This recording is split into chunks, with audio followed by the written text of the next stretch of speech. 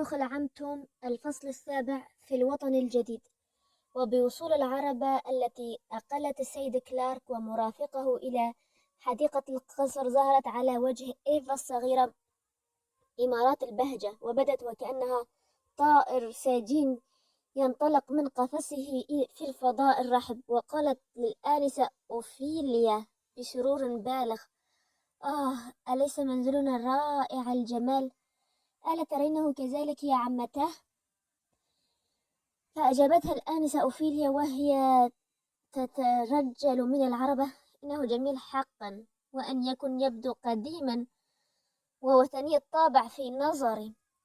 وترجل توم وأجال نظره في المكان، وقد طفت على وجهه علائم ابتهاج هادئ ساكن وتبسم سانت كلار لدى سماعه ما قالت أوفيليا. والتفت إلى توم وكان واقفا يقلب الطرف في موطنه الجديد، وقد أخذ وجهه الأسود يشع ببريق الإعجاب، وقال: يبدو يا توم أن هذا المكان يناسبك. فأجاب توم: نعم يا سيدي، حقا يبدو لي أنه المكان المناسب والأفضل.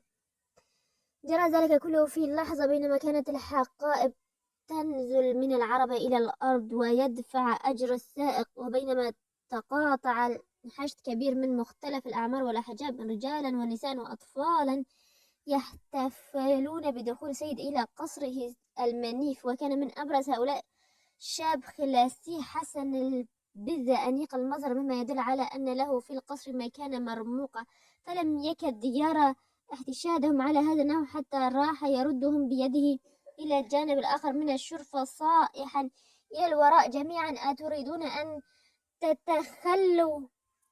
تتدخلوا في شؤون السيد البيتية منذ الساعة الأولى لعودته؟ وصاح الخدم لأمر السيد أوديلف، وهو اسم الشاب الخلاسي الأنيق. وتقدم سانت كلار فلم يجد في استقباله غير أوديلف نفسه، فقال: أوديلف، أهذا أنت؟ كيف حالك يا بني؟ وللحال وقبل كل شيء تصدى أوديلف لإلقاء قطعة ترحيبية لسيده.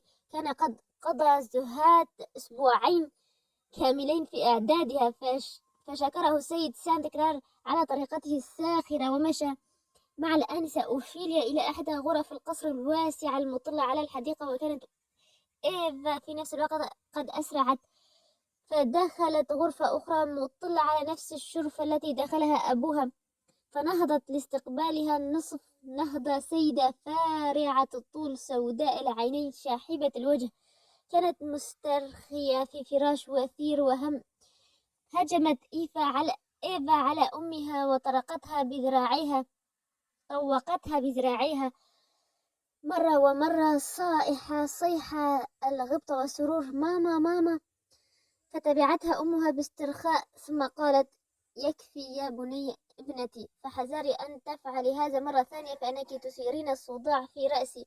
ودخل سيد سانت كلار الغرفة التي تمكث فيها زوجته، فعانقها عناقا زوجيا فاترا، ثم قدم إليها ابنة عمه الآنسة أوفيليا، فرفعت ماري عينيها الواسعتين إلى ابنة عمه في شيء من الفضول، ورحبت بها في كياسة متحفظة ولطف مار. وكان قد تجمهر أمام الغرفة في تلك الأثناء جماعة من الرقيق خدام القصر، وعلى رأسهم امرأة خلاسية في خريف العمر مسنة الهيئة مهللة الأسارير. وما أن شاهدت إيفا تلك الأمة باشة الوجه حتى هرولت إليها وقالت: أوه، هذه مامي!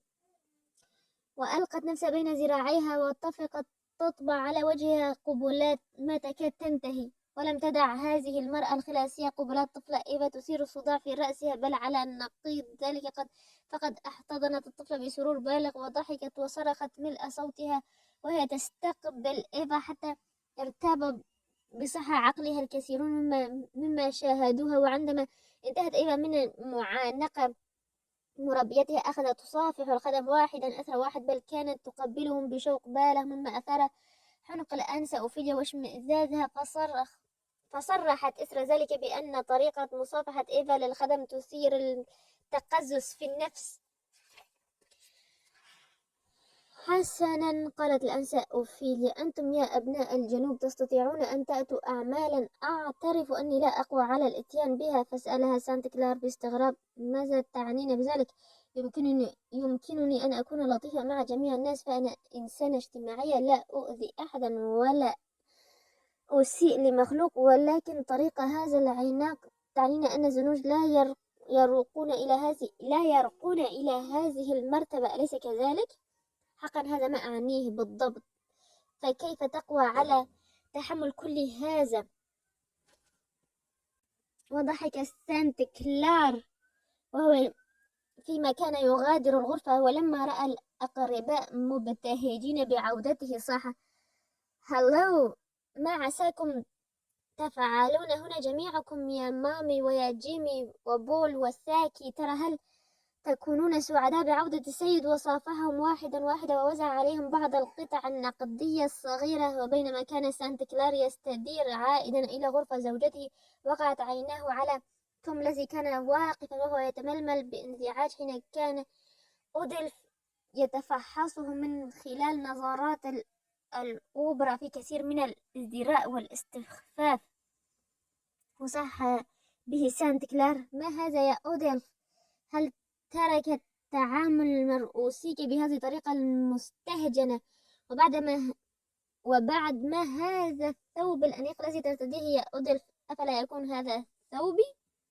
حقا يا مولاي، ولكن هذه البدلة ملطخة ببقع الحبر، ولا أشك مطلقا في أن رجلا بمنزلة مولاي ومكانته يقدم على ارتدائها. فقلت في نفسي إنها لا تصلح إلا لزنجي مسكين مثلي، فلبستها ولعلي مخطئ في ذلك. إذا هكذا هي المسألة، وعلى أي حال أنا ذاهب لأقدم توم إلى سيدته، ومن ثم عليك بعد ذلك أن تأخذه إلى المطبخ، ولا أريد أن أوصيك بضرورة معاملته على أحسن وجه، فهو عبد يساوي رجلين على شاكلته مغرورين. ودخل توم الغرفة مع سيده، فهاله أن يرى فيها تلك البسط المخملية الثمينة والمرايا والصور والتماثيل والستائر الغالية، فكاد يسقط على رجليه من شدة الإعجاب والدهشة. وقال سانت كلار لزوجته: انظري يا ماري، لقد اشتريت لك آخر الأمر سائق عربة يعجبك، إنه مثال للرصانة والوقار، وفي ميسوره أن يقود عربتك وكأنه في جنازة. افتحي عينيك الآن وانظري إليه، لا تقولي بعد اليوم إني لا أفكر فيك أثناء التغيب عنك كما تدعين دائما. فتحت ماري عينيها وركزتهما على توم من غير أن تنهض من مضجعها، ثم قالت: يخيل إلي وكأني متأكدة من أنه يعاقر خمرا. لا لا، إنه بضاعة مكفولة التقى والورع. فقالت السيدة: أرجو أن يكون كما ذكرت. وبعد أن غادر توم الغرفة، دنا سانت كلار من زوجته وقال بلهجة رقيقة: والآن يا ماري، كوني رقيقة وترفقي بي وزوديني بكلمة تدل على شوقك إلي. فاكفهر وجه السيدة وقالت: لقد تأخرت أسبوعين عن موعد عودتك المقرر. صحيح، ولكن كتبت لك وشرحت لك الأسباب القاهرة. وهل تعني أنك كتبت لي تلك الرسالة الموجزة الجافة؟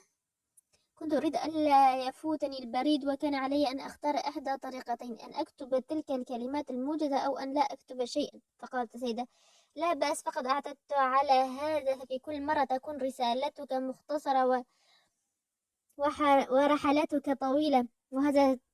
وهنا سحب سانت كلار من جيبه علبة مخملية أنيقة وفتحها قائلا: دونك هذه الهدية التي حملتها لك من نيويورك.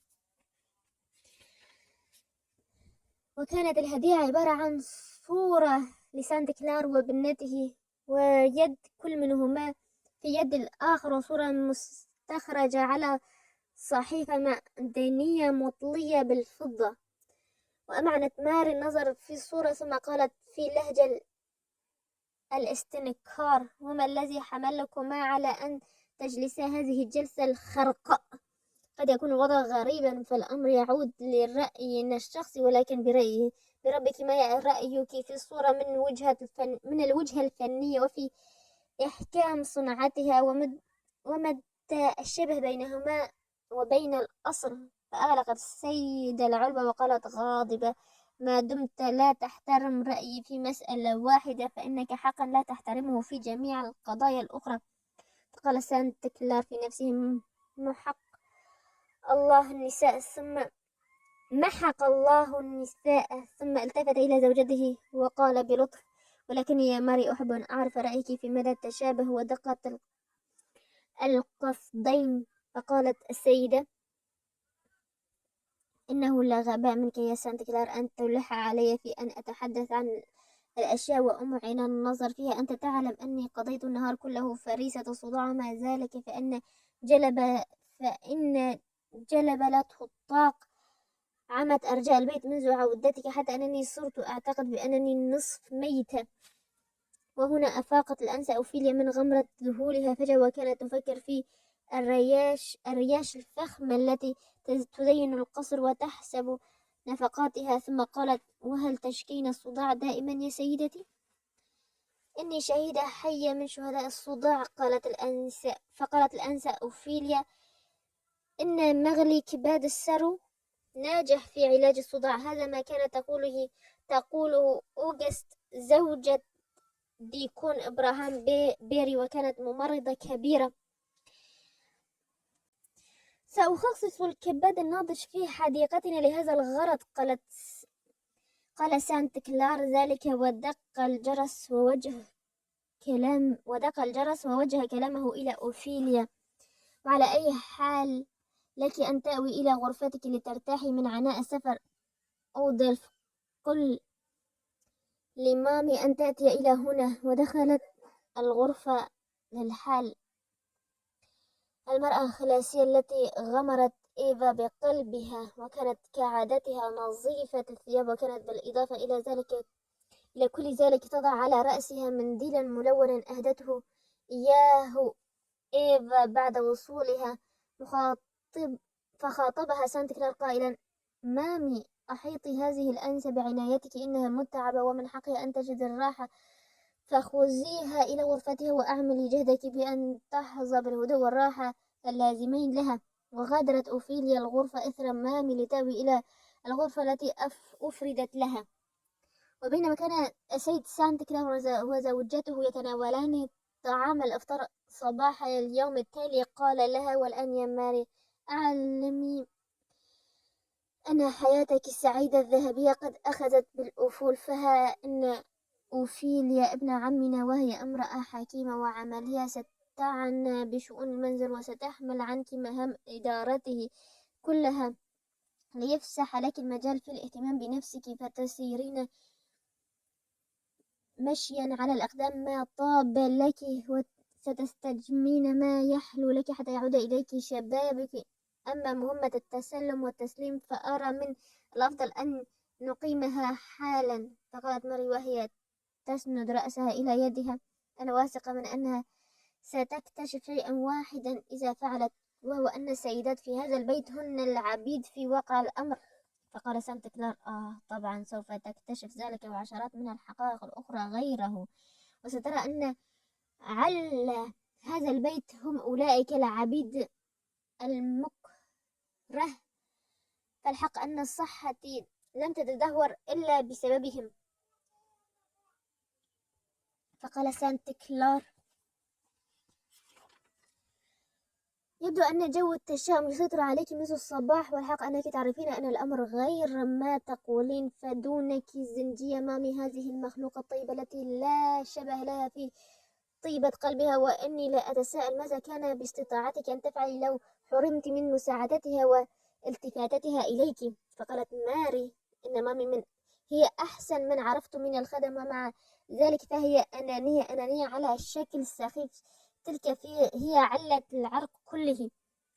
فعلق سانت كلار برصانة ووقار على كلام زوجته وقال: حتما أن الأنانية خطيئة مميتة. وأردف ماري: والآن ها هي ذي مامي، أنا أعتقد أن من الأنانية أن تنام ملء جفنيها. إنها لا تعلم أنني بحاجة إلى من يعني بي بين ساعة وأخرى، ومع ذلك فهي لا تفيق من سباتها بسهولة. وخف الواقع أني أحس هذا الصباح يتقهقر في حالتي الصحية بسبب ما بازلت لإيقاظها في الليلة الماضية. وهنا تدخلت إيفا فسألت: ألم تسهر معك ليالي بطولها في الآونة الأخيرة يا ماما؟ فغضبت الأم وانتابتها عصبية قوية، ثم قالت: وكيف عرفت ذلك؟ يبدو لي أنها كانت تشكو وتتذمر من سلوكي معها.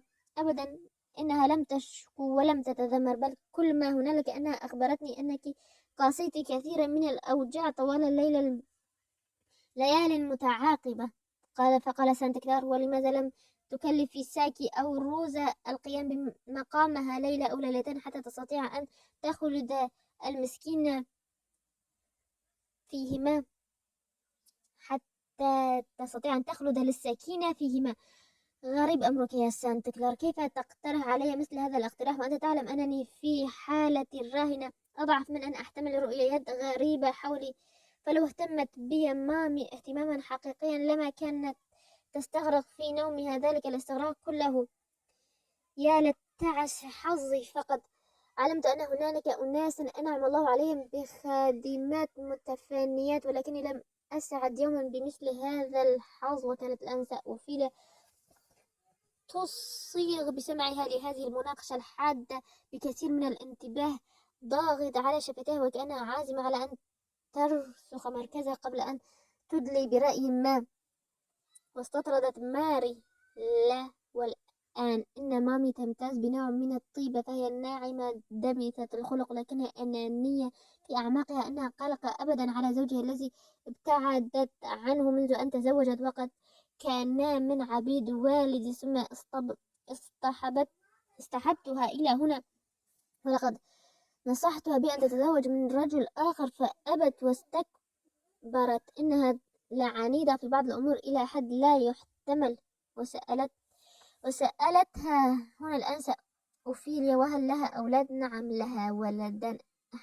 أحسب أنها تحن إليهما. لم يكن بوسعي على كل حال أن آتي بهما إلى هنا، فهما مخلوقان صغيران قذران، وهما فوق ذلك كله يتطلبان كثير من وقت أمهما. أعتقد أن مامي امرأة غريبة الأطوار، فهي ترفض أن تتزوج رجلا آخر، بل لا شك في أنها رغم علمها بشدة حاجتي إليها وتقهقر صحة العمل لا تتورع من أن تتركني الآن أو غدا. لو قدر لها أن تلتحق بزوجها. كانت إيفا جميلة تصغي إلى أمها، وعلى وجهها انطباع من الجد العميق الذي يندر أن تقع على مثله عند الأطفال. فما أن وصلت أمها في حديثها إلى ذلك الموضع حتى أسرعت الفتاة إلى كرسي والدتها وطوقت عنقها بذراعيها، فسألتها الأم: حسنا يا إيفا، ماذا تبغين؟ ماما، ألا أستطيع أن أعني بك ليلة واحدة واحدة لا غير؟ إني واثقة من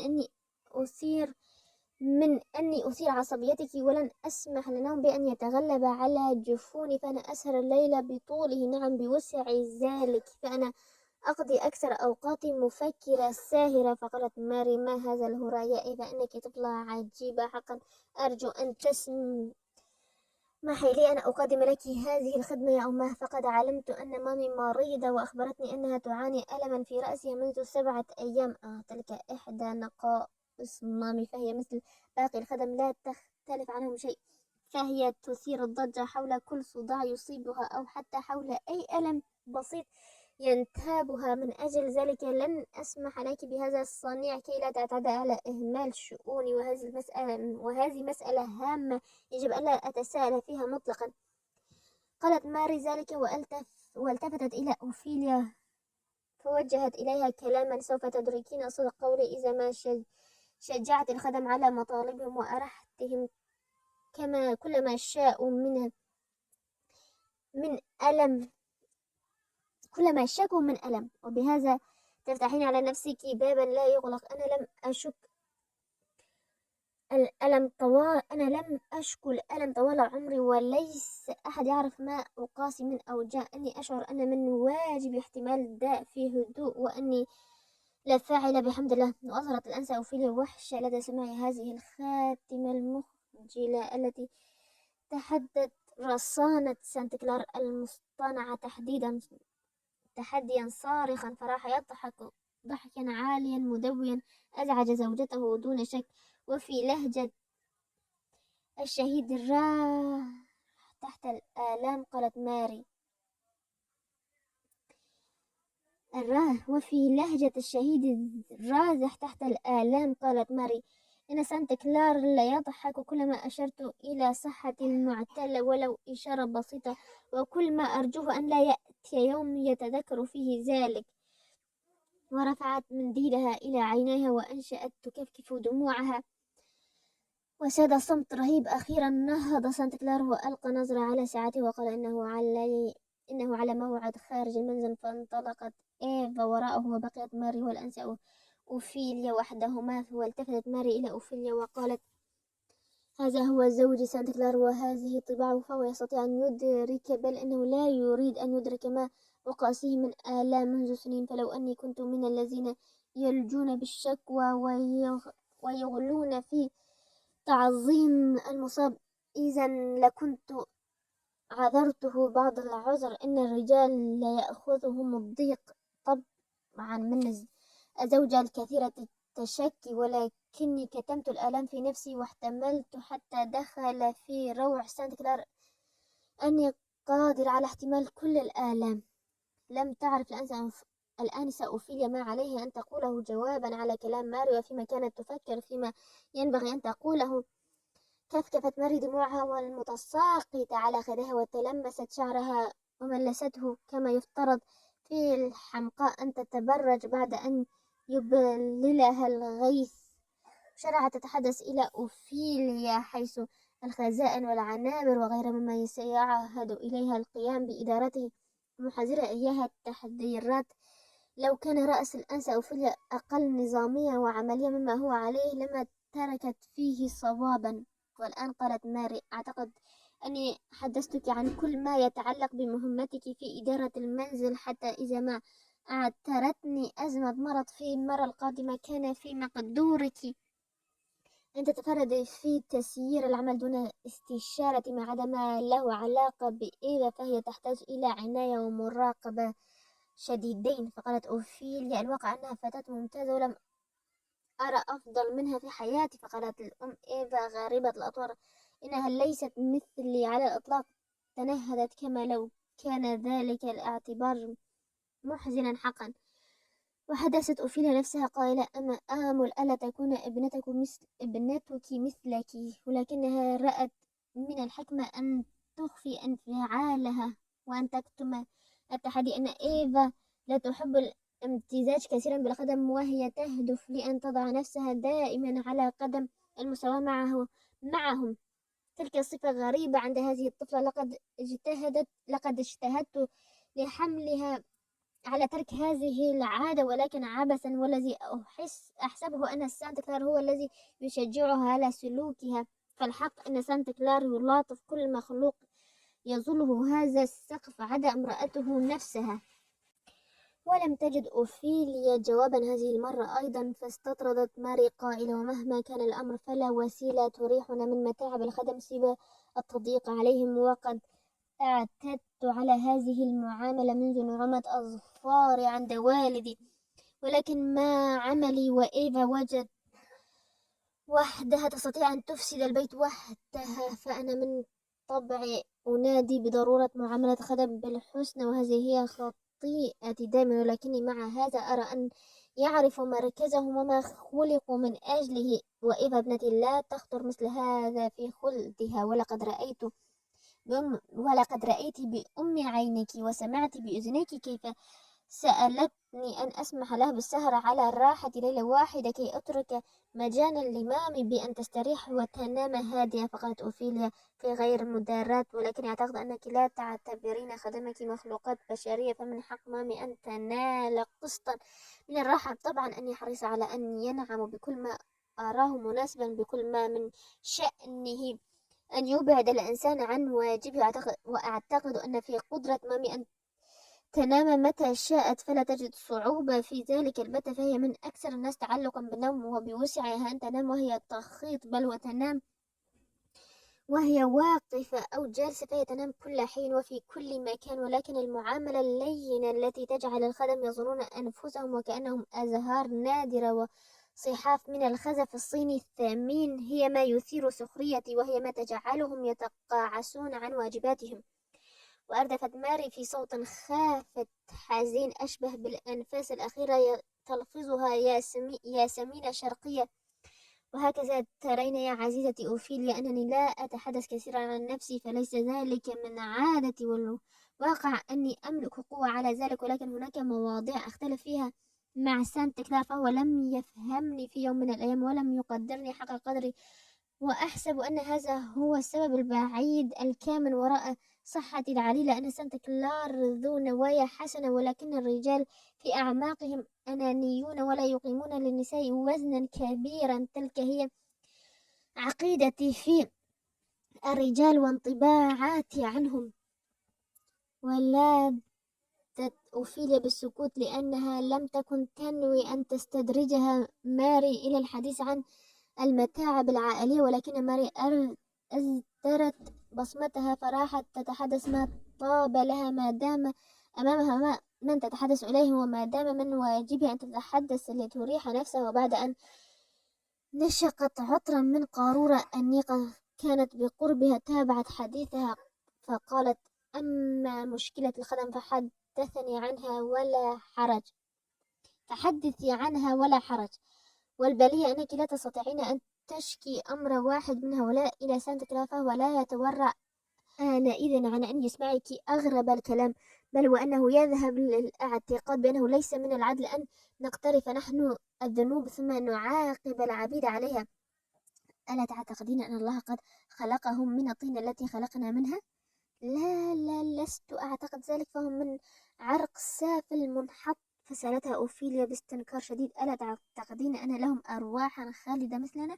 فأجابت ماري وهي تتثاءب: هذا بالطبع أكيد، ولا أحد يشك فيه مطلقا، ولكن ما لا يمكنني أن أتصوره هو أن نعاملهم على قدم المساواة معنا. لقد عني سانت كلار في حديثه عن إبعاد مامي عن زوجها وكأنه أبعادي عن زوجي بالذات، مع أنه لا مجال للمقارنة بيني وبينها في الأوضاع. فصدر مامي لا يمكن أن يحوي نفس الأحاسيس والمشاعر التي يحويها صدري، ومع ذلك فسانت كلار يتظاهر وكأنه لا يرى هذا الفرق، أو كأن مامي تستطيع أن تحب أولادها الصغار القذرين كما أحب أنا إيفا. ومع ذلك فقد حاول سانت كلار يوما أن يقنعني بأن من واجب أن وأنا مريضة طريحة الفراش أن أسمح لمامي بالعودة وأن أستخدم خادمة أخرى مكانها. وما أن فرغت ماري من كلامها حتى دخل الغرفة سانت كلار غاضبا حنقا، وأعلن بحدة أنه لم يعد باستطاعته أن يتحمل غلاظة أوديلف الذي بلغت به الوقاحة بأن يستعمل عطر سيده ومناديله الرقيقة. فقالت ماري: الحمد لله على أنك لست آثار اللين أنك لمست آثار اللين بنفسك. فيما كان الحديث محترسا بين الزوجين وأوفيليا حول الطريقة الواجب استخدامها في معاملة العبيد، انطلقت من فناء الدار ضحكة عالية كما أن سمعها سانت كلار حتى غادر الغرفة، ثم تبعته أوفيليا إلى الفناء. وكانت إيفا هي التي أرسلت هذه الضحكة المدوية وهي جالسة على ركبة توم بعد أن طوقت عنقه بإكليل من الورد والأزهار. وكان توم جالسا هناك على مقعد صغير وقد توشت سترته بأزهار الياسمين. وضحك سانت كلار وقال: أوه، هذا توم، يبدو أنك ظريف المعشر إلى حد بعيد يا توم. وكان توم يبتسم ابتسامة لطيفة، الابتسامة الطيبة الوقورة المبتهجة بمشهد ابتهاج سيدته الصغيرة به، حتى إذا رأى سيده رفع عينيه وعلت وجهه انطباع فيها شيء من توسل وشيء من اعتذار. وقالت أوفيلا: كيف تسمح لها بأن تفعل هذا؟ فقال سانت كلار: ولما لا، لست أدري، ولكني أراه أمرا منكرا. يا للعجب أنك ولا شك لا تجدين غضاضة في أن يلاطف الطفل كلبا كبيرا ولو كان أسود لونه، ولكنك لا تستطيعين أن تتحملي رؤية هذا الطفل نفسه وهو يلاطف مخلوقا بشريا مثله قادرا على التفكير ويعقل ويشعر. فكيف يقوى الإنسان البائس المسكين على العيش إذا ما حرمناه عطف الأطفال، وهم الكائنات المؤنسة الوديعة الوحيدة في هذه البلاد. والأطفال هم أزهار الجنة التي أنزلها الله خصيصا لمواساة قلوب الفقراء والمساكين، ليتعزوا بها عما ينتابهم من ظلم اجتماعي لا يمكنهم احتماله. قال سانتا كلار هذا والانفعال بعد على وجهه، ثم تابع بنظره ابنته الجميلة إيفا وهي تثب حول توم بخفة ورشاقة، فابتسم لها وقرت بها عيناه وطابت نفسه. الفصل الثامن: الرجل الحر. تابع جورج هاريس وزوجته إليزا رحلتهما الطويلة المجهدة إلى كندا بعد أن أقاما فترة طيبة في مستعمرة طائفة الكريكرز، أو ما معناها الأصدقاء. وقد زودتهما ربة المنزل المضيفة بكل ما قد يحتاجان إليه من زاد وثياب حتى مغادرتهما مزرعتهما في تلك الأمسية. كان قرص الشمس الأحمر على وشك أن يغيب وراء الأفق، وكانت أشعته تنفذ صفراء هادئة إلى غرفة النوم الصغيرة التي تجمع شمل جورج وامرأته وولده. كان الرجل جالسا وقد أمسك يد زوجته المخلصة وأجلس ابنه الصغير على ركبته بهدوء، وكان كل من الزوجين مستغرقا في تفكير ثقيل، وآثار دمع ظاهرة على خديه. ما قال جورج صحيح يا إليزا، فأنا أعلم أن كل ما تقولينه صحيح، وأنت حقا امرأة صالحة، بل أنت أفضل مني بكثير، وسأبذل غاية جهدي لأسير وفقا لمبادئك وأقوالك. سوف أنتهج في الحياة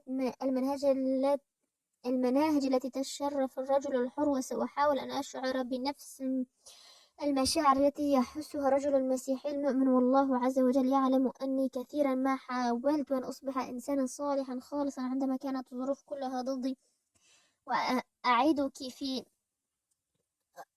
وأعدك أني قد وطدت العزم على أن أنسى الماضي، وأن أشرع في قراءة الكتاب المقدس لأتعلم كيف أكون إنسانا خيرا. فقالت إليزا: وعندما نصل إلى كندا أستطيع أن أساعدك، أني أتقن فن الخياطة وأحسن غسيل الثياب وكيها، وهكذا يمكننا أن نتعاون على تأمين لقمة العيش. أجل يا إليزا، ما دمنا معا وما دام معنا ابننا الحبيب.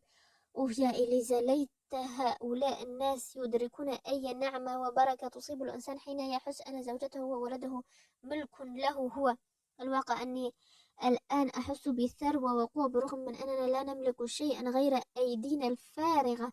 أني أحس وكأني في غير ما حاجة أن أسأل الله شيئا إضافيا. أجل، على الرغم من أني ناضلت حتى بلغت 25 من عمري، وليس في جيبي فلس واحد، وليس لي سقف يظلني أو رقعة من أرض أستطيع أن أقول إنها ملكي.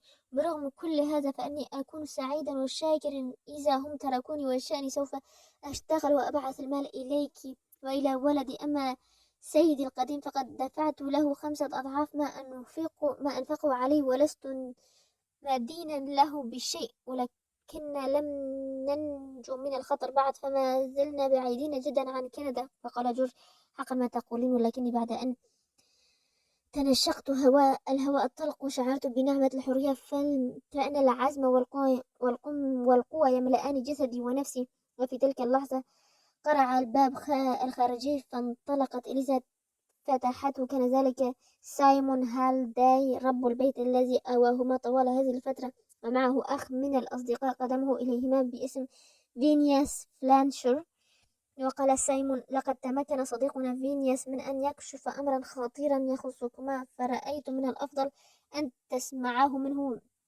هنا انبرى فينياس للكلام وقال: لقد ثبت لي أن من المعين أن ينام المرء وإحدى أذنيه مفتوحة في بعض الأماكن. ففي الليلة الماضية توقفت عند نزل منعزل، فتناولت طعام العشاء وتمددت على ركام من الأكياس في الزاوية ريثما يهيأ لي فراش. سرعان ما غلبني النوم فنمت. فقال سايمون: وإحدى أذنيك مفتوحة أليس كذلك؟ لا يا صديقي، لقد نمت حقا بأذني الاثنتين مقدار ساعة أو ساعتين من الزمن، إن دون وعي من كثرة الإعياء والتعب، ولكني استفقت من سباتي العميق على أصوات وهرج ومرج، فقد وجدت كثرة في فندق رجالا يعاقرون الخمر ويتحدثون، فأحببت أن أعرف حقيقة أمرهم خاصة. وقد لاحظت أنهم يعنون في حديثهم جماعة الكريكرز التي أنتمي إليها، وعلى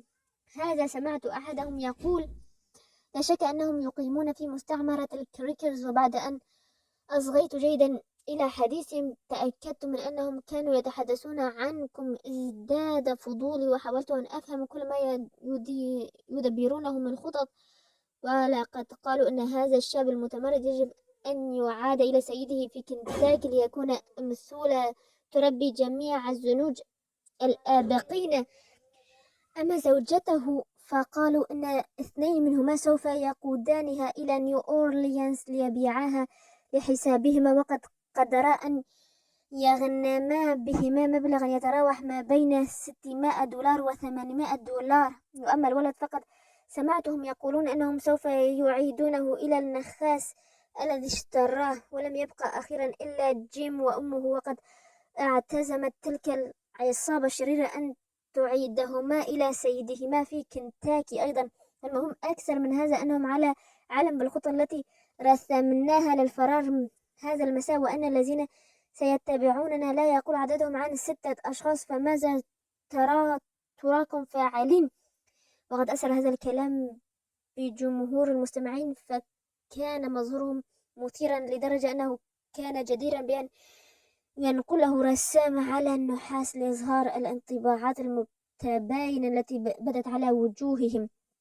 فأما صاحبة المنزل راشيل الهاليداي فقد أخرجت يديها من معجن البسكويت الصغير لتصيغ سمعها إلى الأنباء المثيرة، ووقفت مضطرب البال تعلو وجهها إمارات القلق البالغ. وأما سايمون فكان مطرق الرأس مستغرقا في تفكير عميق، بينما إليزا طوقت زوجها بذراعيها وحدجته بنظرة فاحصة. ووقف جورج متكثفا،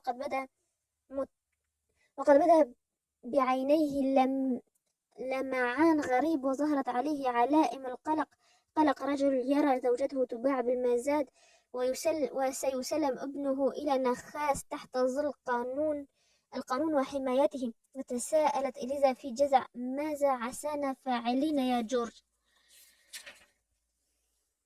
لا تجزعي، فأنا أعرف ما ينبغي علي أن أفعله. وما أن قال جورج هذا حتى انطلق إلى غرفة صغيرة حيث أخذ يفحص مسدسه بغضب شديد، ثم عاد بعد لحظات إلى حيث كان وقال: لا أريد منكم أن تشاركوا معي في دفاع عن عائلتي وعني، وكل ما أرجوه منكم هو أن تتلطفوا وتعيروني عربتكم وتدلوني على معالم طريق، وأنا أقود العربة بنفسي إلى الحدود. فجيم قوي وشجاع كالموت والبأس، وأنا مثله، ولا خوف علينا من الأعداء. فقال فينياس: اتفقنا يا صديقي، ولكنك تحتاج إلى من يقوم بالعربة عند قيامك بأعباء القتال والمقاومة اللصوص وحدك. إلى جانب هذا فهناك أمران يتعلقان بالطريق وأن تتجاهلهما دون شك، ولكني لا أريد أن أشركك في عمليات الدفاع عنا يا أخي.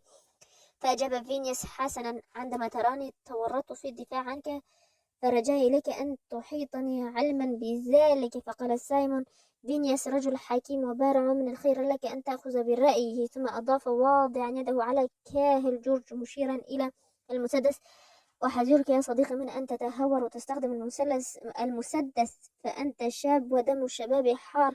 ثق بأني لن أهاجم أبدا، وجل ما أبتغيه من هذا الوطن هو أن يتركني وشأني، وأنا متأكد من أني سأغادره بسلام. ولكن صمت لحظة، وانفهر وجهه واكفهر جبينه، وعصفت في جسمي ثورة دموية. ثم أضاف: ولكن ماذا تريدون مني أن أفعل؟ لقد كان لي أخت فبيعت في سوق الرق في نيو أورليانز، وأنا أعرف ما هو الغرض من المتاجرة بالنساء، فكيف بي وأنا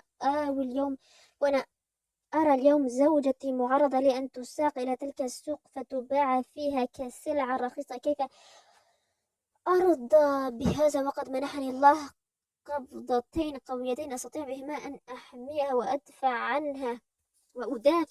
لا، وألف لا. لن يكون ذلك، ليكن الله معي فإني سأقاتل حتى الرمق الأخير وسأموت قبل أن ينتزع مني زوجتي وولدي. فهل من يلومني على ذلك؟ قال السائم على الأسر: إن المرء لا يستطيع أن يلومك يا جور، فليس في استطاعة اللحم والدم أن يفعلا غير ذلك. ألست أنت نفسك جديرا بأن تقف موقف ذاته لو كنت في مكاني يا سيدي؟ فرد سايمون: أسأل الله أن لا يجربني، فأنا الجسد ضعيف يا بني. وهنا أنبر فينيس الكلام فقال: أعتقد أن جسمي غير ضعيف، هو ليقوى لا يستهان بها، وخاصة في مثل هذه المواقف. وهنا وقف فينيس ومظاهر الرجولة باقي على وجهه، وكشف عن ذراعيه، هما أشبه بذراعي الطاحونة هوائية، ثم عاد الكلام فقال: لا يمكنني أن أتمالك نفسي أيها الصديق وأقف على الحياد إذا ما فرض عليك القتال وتصفية الحساب مع أولئك الأشرار. فابتسم راشيل هاليداي وقالت: إن لصديق فينيس أساليبه الخاصة دائما، ولكننا جميعا نعتقد أن قلبه لا يدله إلا على الموقف المناسب الصحيح. على كل حال، فتساءل جورج حسنا: أليس من الخير لنا أن نعجل في الفرار؟ لا يكون سفرنا مضمونا إذا خرجنا قبل أن يرخى الليل سدوله، ذلك لأننا قد نتعرض للمتاعب قد تأتينا من جماعة الأشرار المنتشرين في القرى إذا ما رأوا عربتنا، مما يعوقنا عن بلوغ هدفنا الذي نرمي إليه. وأعتقد أنه سيكون في استطاعتنا الانطلاق من هنا بعد ساعتين أو أكثر. وأسمع لي الآن أن أغادركم للاجتماع بصديقي مايكل كروس للاتفاق معه على مراقبة الطريق بدقة لتحذيرنا إذا ما ظهرت له آثار أي عصابة تتربص بنا الدوائر وتكمن في طريقنا. فمايكل يملك حصانا لا يجاري في الركض، لا يجارى في الركض، ويمكنه أن يطلق النار لينبهنا إلى الخطر الذي يهددنا. وسأمر أيضا بجيم والمرأة العجوز لأطلب إليهما أن يكونا على قدم الاستعداد. قال فينيا ذلك وأغلق الباب خلفه وانصرف.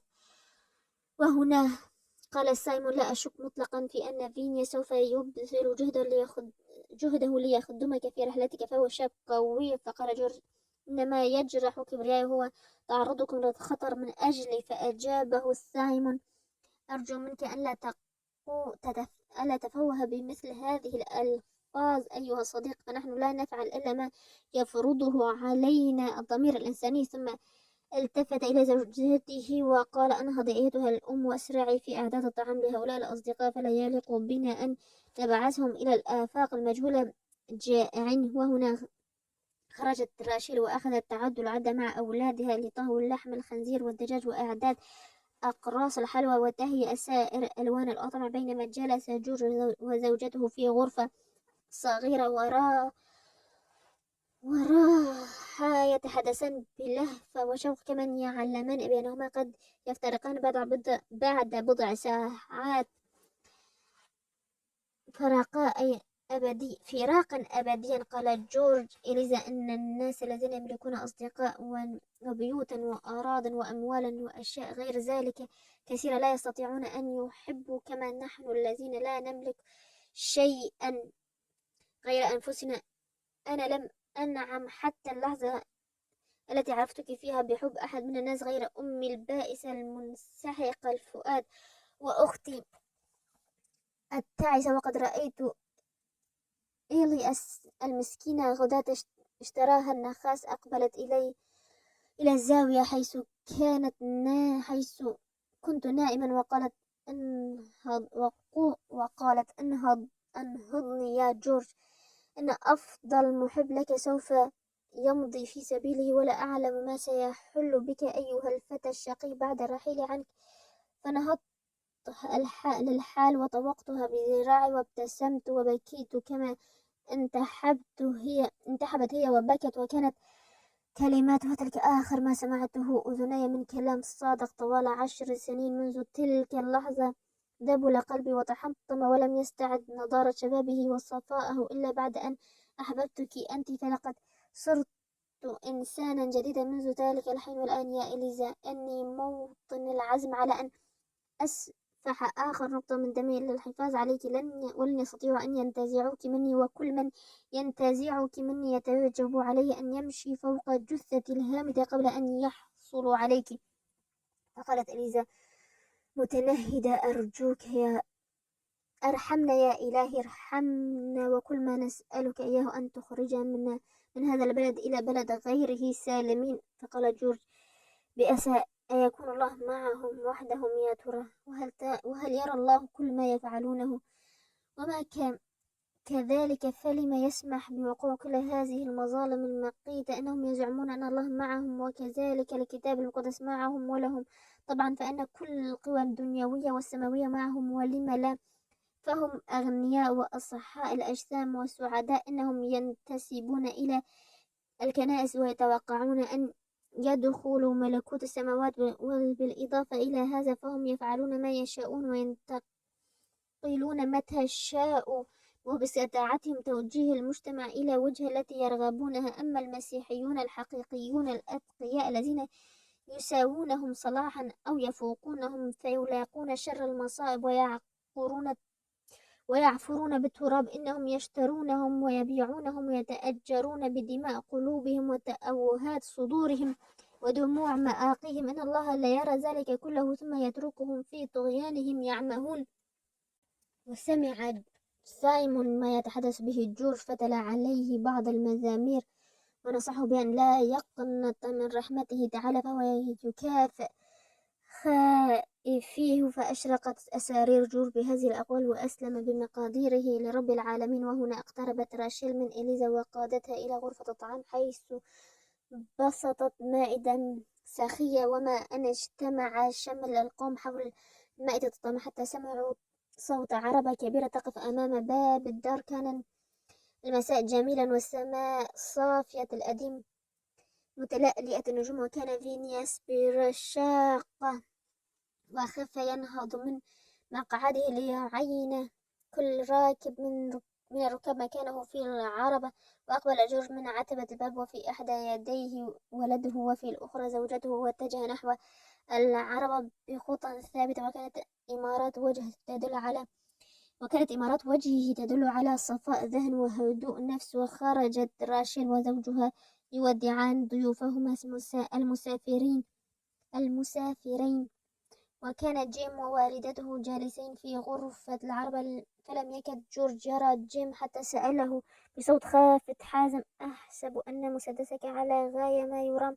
طبعا طبعا، أجابه جيم، وليس عندك شك فيما ينبغي أن تفعله إذا ما فوجئنا. أعتقد أنه لا ريب عندي في ذلك على الإطلاق، قال جيم وكشف عن صدره العريض وأخذ نفسا عميقا وتابع قائلا هل تحسب أني سأتركهم يأخذوني أمي مرة ثانية؟ ومضت العربة في سبيلها تطقطق وتهز، ولم يكن ثمة مجال للحديث بسبب وعورة الطريق وضجيج الدواليب. وواصلت العربة مسيرها، فقطعت سهولا ممتدة وغابات كثيفة، فكانت تجري في الأرض السهلة.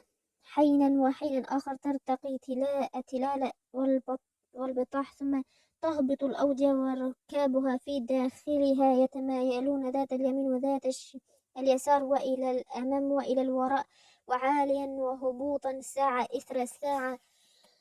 أما الطفل فنام في أحضان أمه نوما عميقا، والعجوز نسيت مخاوفها بعد حين، وإليزا نفسها أسلمت عيونها لسنا الكرى بعد أن عجزت عن البقاء مفتوحتين رغم همومها الكثيرة. وأما فينيس فكان أكثر الجماعة نشاطا وحركة، فكان يغالب نعاسه وتعبه بإنشاده بعض الأغنيات المرحة التي لا تتفق أبدا مع الكريترز الذين يحبون الرصانة والتزمت في كل ما يفعلونه. وصلت العربة مطمئنة حتى الساعة 3 بعد منتصف الليل، حيث سمع جورج وقع حواف الفرس وراءهم، والفارس متجه نحوهم بسرعة بالغة. فانتبه فينيس إلى ذلك وصار يخفف سرعة الخيول، ثم أصاخ بسمعه وقال هذا مايكل، دون شك أني أعرف صوت حوافر فرسه كما أعرف طريقة جريها. فقال فينيس هذا ثم تطلع إلى الوراء بلهفة ووحشة، فهاله كل ما كما هال الركاب جميعهم أنه يروا فارسا يعدو نحوهم عدوا جنونيا فوق الكثبان الرملية البعيدة. وقال فينيس ذلك هو على ما أعتقد. ووثب جورج وجيم إلى العربة قبل أن يعرف ما عليهما أن يفعله. ووقف الركاب كلهم وكأن على رؤوسهم الطير، وقد وجهوا وجوههم شطر الرسول المرتقب. ووصل الرجل جريه بعد أن هبط في واد فغاب عن أنظارهم، ولكن وقع حوافر فرسه ظلت قوية في آذانهم، وما هي إلا لحظات حتى ظهر الفارس من جديد على قمة رابية قريبة منهم. أجل ذلك هو مايكل، قال فينيس ذلك ورفع يده بالتحية. هلو مايكل. فينيس هذا النعم ما وراءك، هل هم قادمون؟ نعم، إنهم في أثركم ولا يبعدون كثيرا، ويربو عددهم عن 10 أشخاص، أو أعتقد أنهم سكارى فقط. عصفت البراندي برؤوسهم وتركتهم هائجين كالمجانين. ولم يكد مايكل ينتهي من كلامه حتى حملت طيات الأثير إليهم أصواتا غاضبة تدل على أن جماعة من الفرسان يقتربون منهم. فصاح فينيس هيا أسرعا وأدخلا العربة، وإذا قمتم عليكما القتال فانتظر ريثما تتقدم بكم العربة قليلا إلى الأمام. فانتظرا ريثما تتقدم بكم العربة قليلا إلى الأمام. وبلمح البصر وثب جورج وجيم داخل العربة، وأخذ فينيس يلهب حصانه ضربا بالصوت، فمرت بسرعة فائقة. ورغم ذلك فقد أخذت أصوات الملاحقين تصل إلى آذان الركاب فأوضح حتى إنهم أخذوا يفهمون لغطهم وسماتهم الوحشية وتهديداتهم، مما أوقع الرعب في قلب إليزا. فشدت ابنها هاري إلى صدرها. أما المرأة العجوز فكانت تنتحب وتصلي، وأما جورج وجيم فقد استعدا للقتال. فأشهر كل منهما مسدسه، وما هي إلا لحظة حتى أدركهم المتعاقبون. فنحرها فينيس بالعربة فجأة إلى جرف صخري مرتفع كثرت صخوره والصماء وكأنها تتحدى السماء. وقد بزغ فجر النهار فبدا المرتفع وكأنه قلعة يمكن أن تحمي هؤلاء المساكين من شر الآبقين. وليس من قبيل الصدفة أن ينحرف فينيس بالعربة إلى تلك الجهة، بل فعل ذلك متعمدا، فهو يعرف تلك البقعة وقد ألفها في أيام القنص والصيد، لهذا قاد عربته إلى هذا الموضع بالذات. والآن ها قد وصلنا. وبعد أن قال فينيس هذا للركاب أوقف عربته فجأة، ثم وثب إلى الأرض برشاقة وقال هيا اخرجوا جميعكم بأسرع من لمح البصر وتعالوا معي نرتقي تلك الصخور العالية. وأما أنت يا مايكل فشد فرسك إلى العربة واضطر إلى أمازريا ثم عد به وبرجاله. وفي مثل لمح البصر خرجوا جميعا من العربة، وصرخ فينيس حاملا هاري بيديه ينتبه كل منكما إلى إحدى الامرأتين، وأروني الآن إلى أي حد تستطيعون أن تركضوا. ولم يكن الجميع في حاجة إلى من يستحثهم على السرعة، ففي أسرع من البرق تسلقوا السياج وانطلقوا كالسهام نحو الصخور، في حين نزل مايكل عن الجواد وشده إلى العربة وانطلق القيام بالمهمة التي عهد إليه فينيس بها. ومشى فينيس أمام القوم قافزا على الصخور كالشاة والطفل بين ذراعيه، وكان وراءه جيم يمشي بثقل لأنه حمل المرأة العجوز الخائفة على كتفه، وكان جورج وامرأته إليزا في المؤخرة. أما الفرسان المتعاقبون فقد ترجلوا عن خيولهم، وعندما وصلوا إلى الجرف استعدادا للحاق بالجماعة الهاربين وبعد جهد ثقيل بلغ فينيس ورفاقه أعلى التلة الصخرية، ثم قادهم إلى اجتياز مضيق تلك الصخور الضخمة الذي ليس بميسور اجتيازه إلا لكل فرد على حدة. ومر بالذكر أن ذلك الممر الصخري ضيق ولا يزيد عرضه عن ياردة، ووراء هذا الممر صخور عالية بل ركام من الصخور المستقلة عن الجرف. فوثب فينيس وقطع الممر ثم تبعه باقي الرفاق وهنا قال فينيس: وأخيرا انتهينا إلى مكان آمن، فليتصيدون الآن إذا ما استطاعوا. أن كل من يريد أن يأتي إلى هنا لابد له من أن يسير منفردا بين هاتين الصخرتين، ولا يصعب علينا بعد ذلك قضاء عليه بنيران مسدساتنا. انظروا إليها الإخوان، ألا ترون أن ما أقوله صحيح؟ انظروا أيها الإخوان، ألا ترون أن ما أقوله صحيح؟ وكان الفرسان الملاحقون قد وصلوا أثناء ذلك إلى الجرف، وقد بدت ملامح وجوههم على نور الفجر، فإذا هم توم لوكر ورفيق له يدعى ماركس، وهما لصان شريران. كان هيلي النخاس قد سخرهما للقبض على هاري وأمه، وكان معهما داركيان اثنان وعدد من المرتزقة الذين يتعاطون مهمة القتل. وأرادتهم أن يتقدم عبر الصخور، فزجرهم ماكس قائلا: ولكنهم قد يصوبون علينا النار من وراء الصخور. فقالتهم بلهجة ساخرة: أنت تخاف على جلدك يا ماكس، ليس ثمة أي خطر، فالزنوج أجبن الناس على الإطلاق. ولكن ماكس لم يغامر وقال: أنت على خطأ يا توم، ولست أعلم في سبيل أي شيء. علي أن أضحي بجلدي، فجلدي هو خير ما أملك في هذه الحياة. أما زنوج فأنت تستهين ببسالتهم، فهم يحاربونك المرض في بعض الأحيان. وفي تلك اللحظة برز جورج وأظهر نفسه للقوم الملاحقين من فوق صخرة تطل عليهم، وتحدث بصوت هادئ صاف. قال: أيها السادة الواقفون هناك، من أنتم وماذا تريدون؟ قالت توم لوكر: نحن نتعاقب جماعة من العبيد الآبقين، هم جورج هاريس وإليزا هاريس وولدهما وجيمس سيلدن وامرأة عجوز، ولقد اصطحبنا 2 من رجال الدرك للقبض عليهم، وإننا لفاعلون دون شك. هل سمعت؟ ألست أنت جورج هاريس الذي يكلمه مستر هاريس من أبناء كنتاكي؟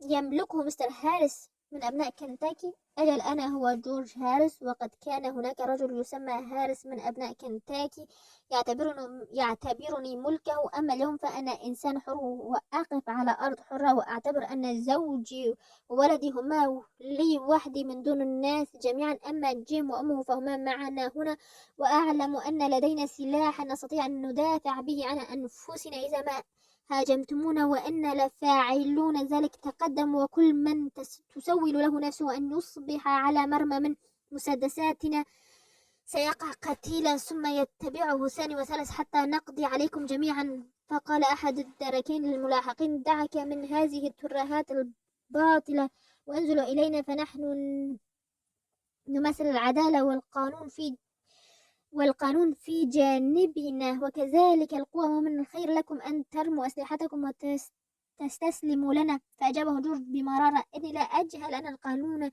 يخدمكم، وأنكم تمثلون القوة الحاكمة، ولكنكم مع هذا أشرار. تريدون أن تأخذوا زوجتي لتبيعوها في سوق النخاسة، السلعة الرخيصة في نيو أورليانز، كما تريدون أن تعذبوا ولدي الوحيد، وتودون أن تسلموا والدة جيم العجوز إلى ذلك الوحش الذي أشبعها ضربا بالصوت وسامها سوء العذاب. أنتم تمثلون القانون، وتريدون مع هذا أن تسوقوا جيم وتسوقوني إلى حيث نجلد ونهان، وتسحقنا أقدام أولئك البيض الذين تسمونهم أسيادا. تفعلون كل هذا تحت ظل القوانين والشرائع، وهذا ما يجب أن يحملكم على الخجل من أنفسكم ومن قوانينكم. اذهبوا عنا، فإنكم لن توفقوا في اقتناصنا، فنحن لا ندين بشرائعكم ولا نملك أرضكم، فنحن هنا نقف بوصفنا مخلوقات حرة على أرض الله وتحت سمائه،